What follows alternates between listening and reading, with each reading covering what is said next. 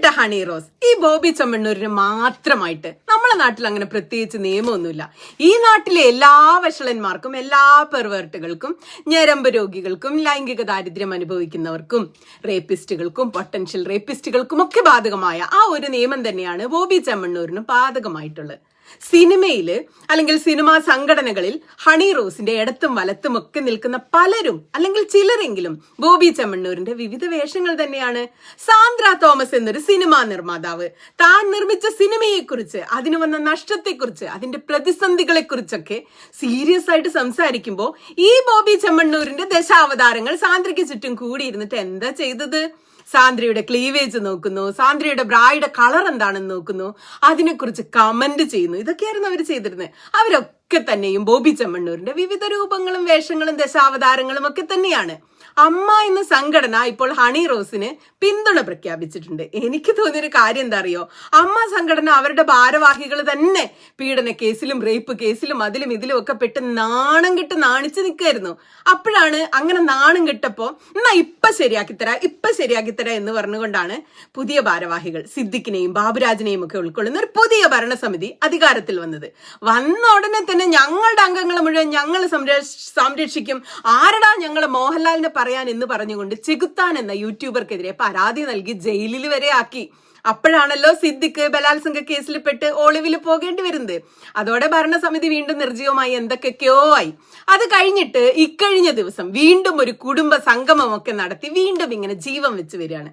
അപ്പൊ മുഖം മിനുക്കാനും ഞങ്ങൾ മാന്യന്മാരാണ്, ഞങ്ങളെ പെങ്ങന്മാരുടെ ചാരിത്രത്തിലും ഇതൊക്കെ സംരക്ഷിക്കുന്നവരാണ്, ഞങ്ങൾ ഹിറ്റ്ലറാണ് എന്ന് കാണിക്കാൻ അമ്മ ഹണിക്ക് പിന്തുണ നൽകി കേസിൽ മുന്നോട്ട് പോവുകയാണെന്നാണ് എൻ്റെ ഒരു തോന്നൽ കേട്ടോ. പ്രിയപ്പെട്ട അമ്മേ, ഹണിക്ക് മാത്രം മതിയോ ഈ നീതിയൊക്കെ? എല്ലാവർക്കും കിട്ടണ്ടേ ഈ നീതി? നിയമം ബോബി ചെമ്മണ്ണൂരിന് മാത്രം ബാധകമാണോ? ഹണിക്ക് മാത്രമേ മാനഹാനിയുള്ളോ? നിങ്ങളൊക്കെ ബോബി ചെമ്മണ്ണൂരിന്റെ വിവിധ വേഷങ്ങൾ അല്ലേ? നിങ്ങളൊക്കെ ബോബി ചെമ്മണ്ണൂരിന്റെ ദശ അവതാരങ്ങൾ അല്ലേ ചങ്ങായിമാരെ?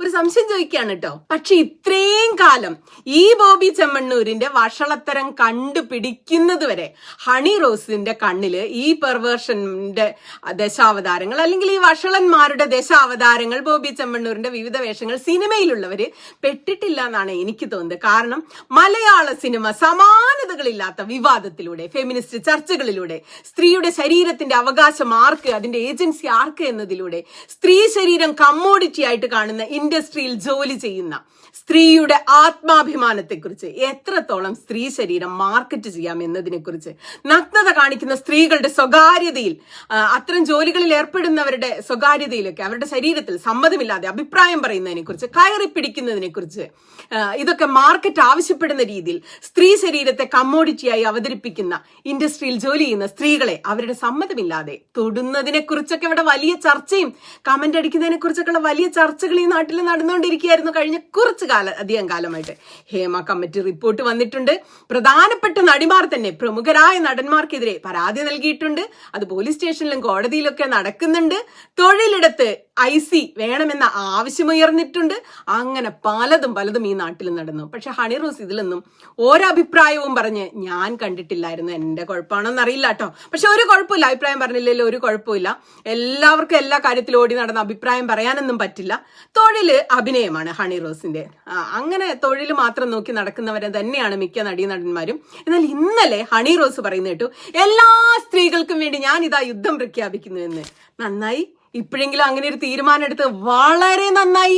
ഈ പോരാട്ടം ബോബി ചെമ്മണ്ണൂരിൽ ഒതുക്കാൻ പാടില്ലെന്ന് തന്നെയാണ് എന്റെ അഭിപ്രായം. ഇടവും വലവും ചുറ്റും നിൽക്കുന്ന ഇപ്പോൾ ഹണിയുടെ മാനം കാക്കാനായി ചാടി ഇറങ്ങിയിട്ടുള്ള ചില ആങ്ങളമാർക്കൊക്കെ എതിരെ കൂടി ഹണി യുദ്ധം തുടരേണ്ടതുണ്ട്. പോരാട്ടം തുടരണം. കാരണം അവരിൽ പലരും തന്നെയാണ് സാന്ദ്ര തോമസിന്റെ ബ്രായുടെ നിറം നോക്കി കമന്റ് അടിച്ചവർ മുതൽ നടിയെ പീഡിപ്പിച്ചവർ വരെയുള്ള വലിയൊരു ലിസ്റ്റ് തന്നെ ഇതിൽ പലരുടെയും പേരുണ്ട്. ഹണിയുടെ എല്ലാ സ്ത്രീകൾക്കും വേണ്ടിയുള്ള ഈ പോരാട്ടത്തിൽ എല്ലാവിധ പിന്തുണയും അർപ്പിക്കുന്ന എല്ലാവിധ സഹായ സഹകരണങ്ങളും ഉണ്ടാകും.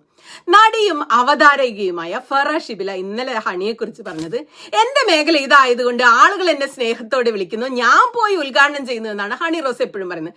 അത്രയും നിഷ്കളങ്കമാണ് ഹണിയുടെ കാര്യങ്ങളെന്ന് തോന്നുന്നില്ല. ഹണി റോസ് വളരെ ബുദ്ധിപരമായി ആൺനോട്ടങ്ങളെയും ഈ നാടിന്റെ ലൈംഗിക ദാരിദ്ര്യത്തെയും ഉപയോഗപ്പെടുത്തിയിട്ടുണ്ട്. വളരെ വൾഗറായ ആംഗിളിലൊക്കെ ഹണി റോസിന്റെ വീഡിയോ എടുത്തിട്ട് ആ വീഡിയോകള് ഹണി തന്നെ പലപ്പോഴും മറ്റു പലരും അപ്ലോഡ് ചെയ്തൊക്കെ റീഷെയർ ചെയ്യുന്നത് എന്ത് മാതൃകയാണ് ഈ സമൂഹത്തിന് നൽകുന്നത്. സ്ത്രീകളെ അങ്ങേയറ്റം സെക്ഷുവലൈസ് ചെയ്യുന്ന ഒരു ഇൻഡസ്ട്രിയിൽ അതിനെതിരെയുള്ള പോരാട്ടങ്ങളെ ഇത് തീർച്ചയായും ബാധിക്കും. ഹണി റോസിനെ കുറിച്ച് പരസ്യമായോ രഹസ്യമായോ ഇവരെന്താണ് ഈ കാണിക്കുന്നത് എന്ന് ചോദിക്കാത്ത എന്ന് ഒരിക്കലെങ്കിലും ചോദിക്കാത്ത പരാമർശിക്കാത്തവർ ഈ കൊച്ചു കേരളത്തിലുണ്ടോ എന്നൊക്കെയാണ് ഫറ ഷിബില ഇന്നലെ ചോദിച്ചത് കേട്ടോ. അപ്പൊ ഈ ഫറ പറഞ്ഞതിനോട് യോജിക്കുന്നവരുണ്ടാവും വിയോജിക്കുന്നവരുണ്ടാവും. പക്ഷെ ഞാൻ അതിനോട് യോജിക്കുന്നില്ല. കാരണം അങ്ങനെയല്ല നമ്മൾ ഈ വിഷയത്തെ കാണേണ്ടത്.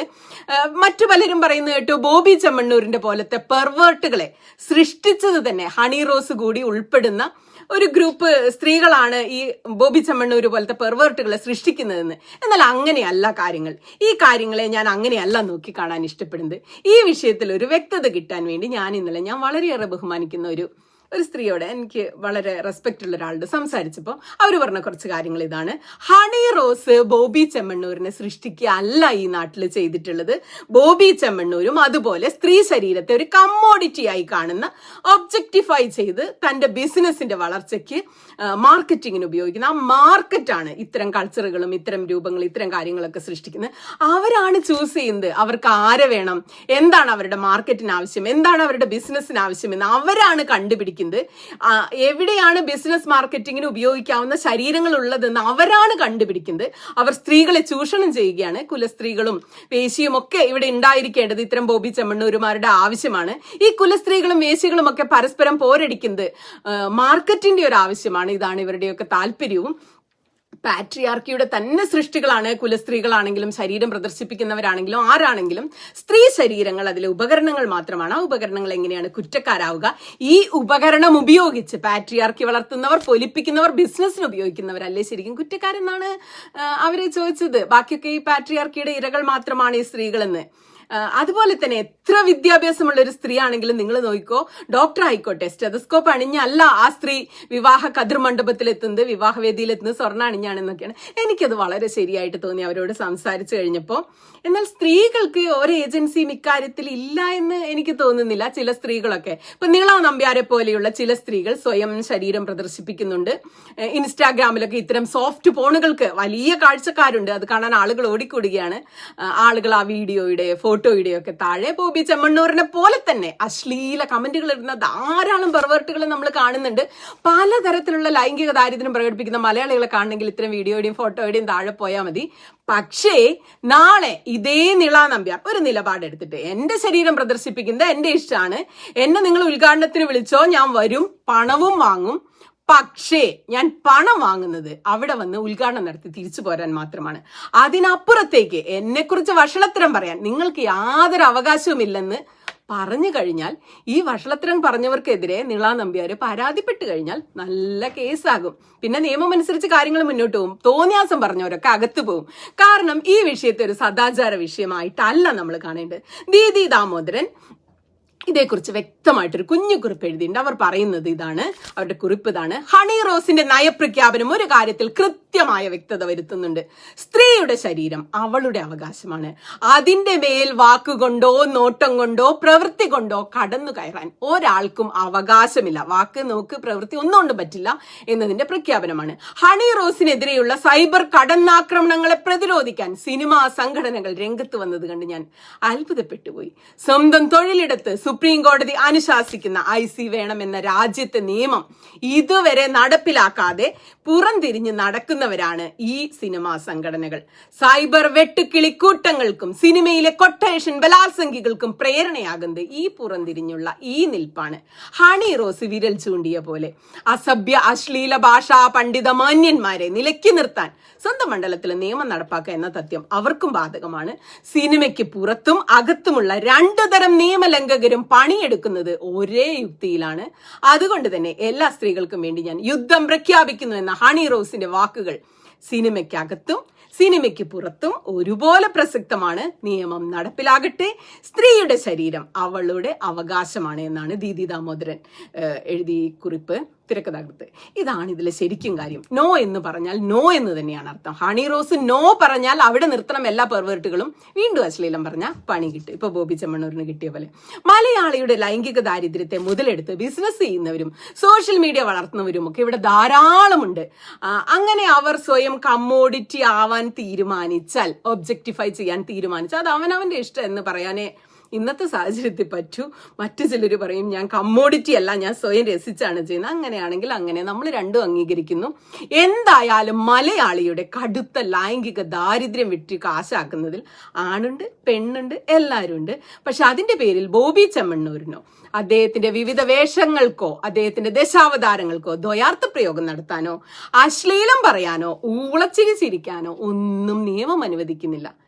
വേറൊരു കാര്യം കൂടെ പറയട്ടെ കേട്ടോ. ഇങ്ങനെ നമ്മളെ നോക്കി ഒരാൾ ഊളച്ചിരി ചിരിച്ചാല് ശിക്ഷിക്കാനുള്ള വകുപ്പ് നിയമത്തിൽ ഇല്ല. അതിനൊരു പ്രത്യേക വകുപ്പൊന്നുമില്ല.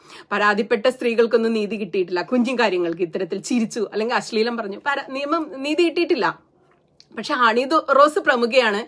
അമ്മ സംഘടനയുടെ പിന്തുണയുണ്ട്. ഹണിക്ക് നീതി കിട്ടുമോ എന്ന് നമുക്ക് നോക്കാം. എന്ത് വകുപ്പ് പ്രകാരം ബോബി ചെമ്മണ്ണൂരിനെ ശിക്ഷിക്കുമെന്നറിയാനാണ് ഞാൻ ശരിക്കും കാത്തിരിക്കുന്നത്. അത് അറിഞ്ഞു കഴിഞ്ഞാൽ നമുക്ക് ഒരുപാട് സ്ത്രീകൾക്ക്, ഒരുപാട് ആളുകളുടെ പേരിൽ പരാതി നൽകാനുണ്ടാകും. നമ്മുടെ നാടും അശ്ലീല വിമുക്തമാകട്ടെ. ബോബി ചെമ്മണ്ണൂരുമാർ ഒരു പാഠം പഠിക്കട്ടെ. ഹണി റോസിന് എല്ലാവിധ പിന്തുണയും.